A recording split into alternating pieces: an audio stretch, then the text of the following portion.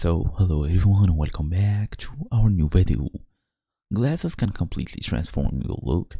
They can make you look smarter, or just add some cool, intellectual vibe to your selfies also. So maybe you are thinking about getting new frames and want to try them on first. Or maybe you just want to see how you do look different with different style. So FaceApp has made it super easy to add glasses to any portrait. The official App Store description confirms that you can add amazing tattoos and change hairstyles, and the full set of editing tools also includes accessories like glasses. You can try on different frames until you find the perfect pair for your face shape. So in today's guide I will show you exactly how to add glasses to your photos fast and easy as usual. Let's get started. So first thing first, we want to open our photos like this and access the filters here.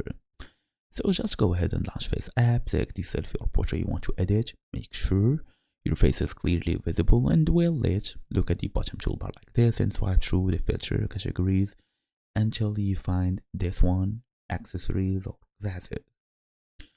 Then browse and select frames. Tap on the glasses icon. This will bring up different frame styles, everything from classic wave faders to trendy round metal frames to bold catch eye glasses. Scroll through and tap on any style to see it instantly apply to your photo, then adjust the position and size.